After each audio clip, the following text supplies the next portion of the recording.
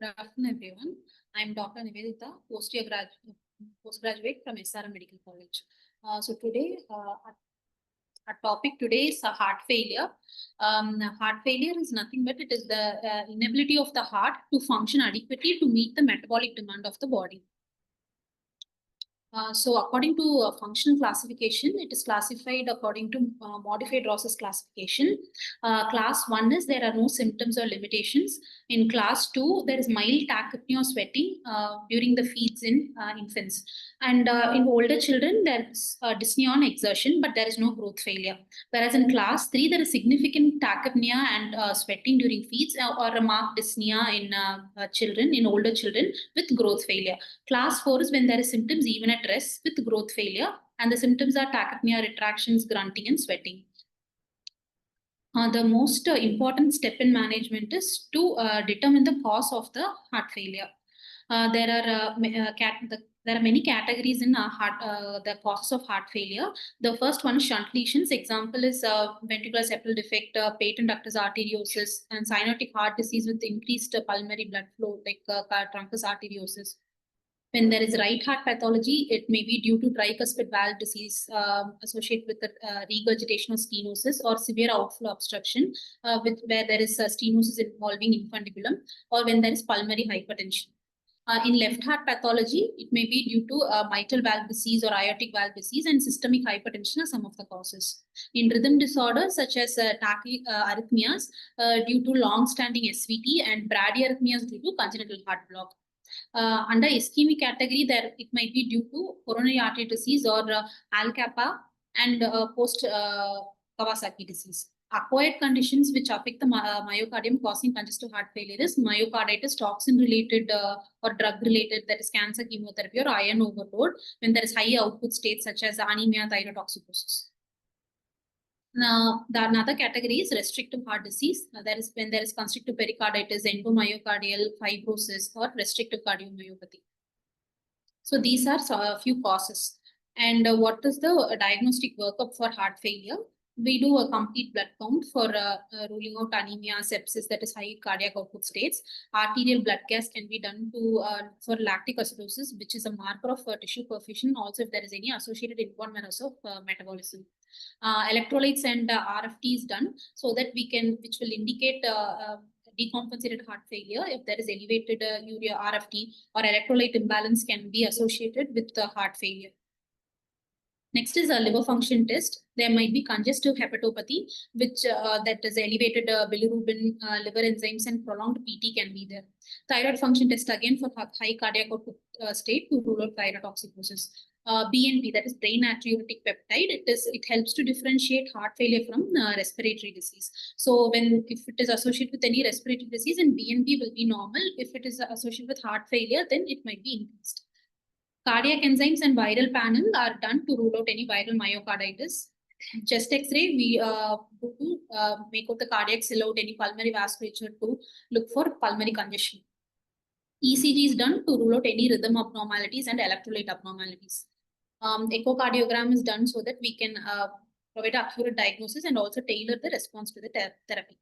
Cardiac CT or MRI and cardiac catheterization can be done after a specialist opinion. So cardiac CT or MRI is done for physiological assessment in addition to the anatomic details.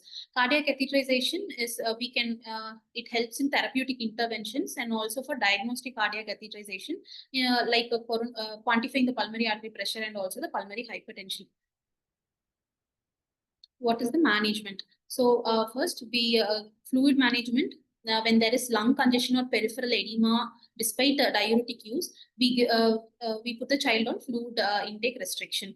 There we advise rest and restricted physical activity. There's mild to moderate aerobic activity in children with chronic compensated heart disease. The correction of anemia is done by blood transfusion if HB is less than 7.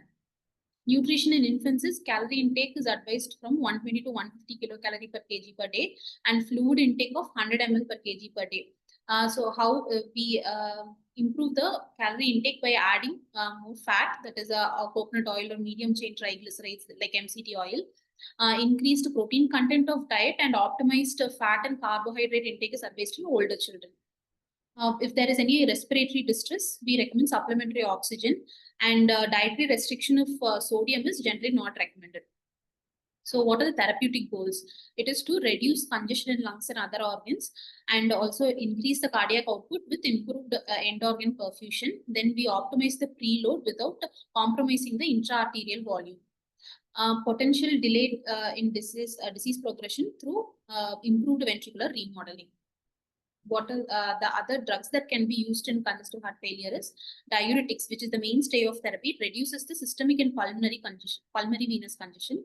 Furosemide, and in case of refractory edema, then thiazide such as metolazone can be used. Spironolactone, which is an aldosterone antagonist, can also be used.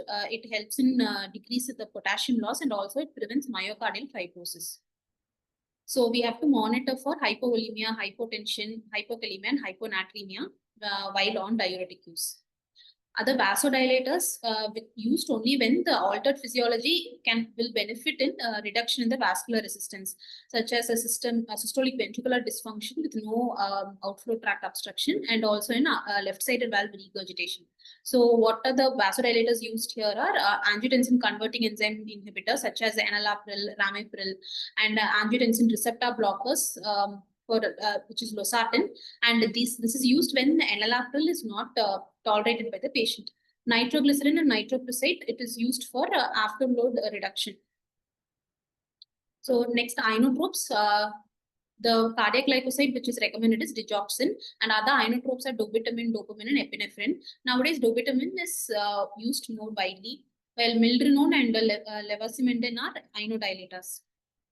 Beta blockers helps in reducing tachycardia and also improves the diastolic filling of heart. Those are non-selective beta blockers, and selective agents are there. Non-selective blockers are propranolol, whereas selective are metoprolol, atenolol, bisoprolol.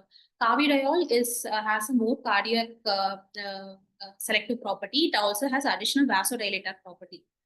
Other newer drugs are funny current inhibitors such as ivabradine. It controls the spontaneous diastolic depolarization of the pacemaker cells, thereby reducing the heart rate. Other drugs which are in trial are combination of neprilysin inhibitor, that is sacubitril and valsartan, which is not in use now.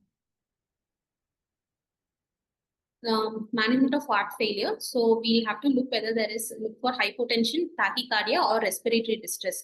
If there are none of these, then it falls under low risk, and we have to look for any diastolic dysfunction. So when there is low risk, we can start on AC inhibitors, and we can monitor the patient. Beta blockers, we can assess the patient and add on.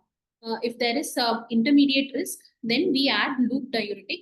After 2 to 3 days, we have to reassess the patient.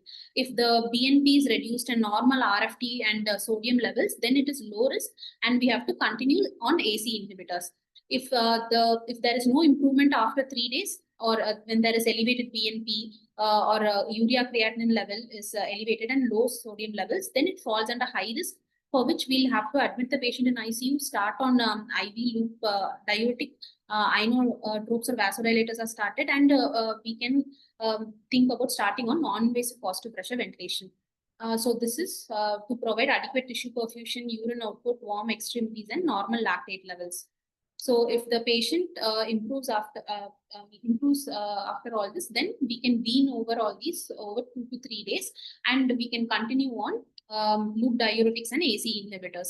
If the patient doesn't improve on this, then the patient we'll have to ventilate the patient and start on epinephrine.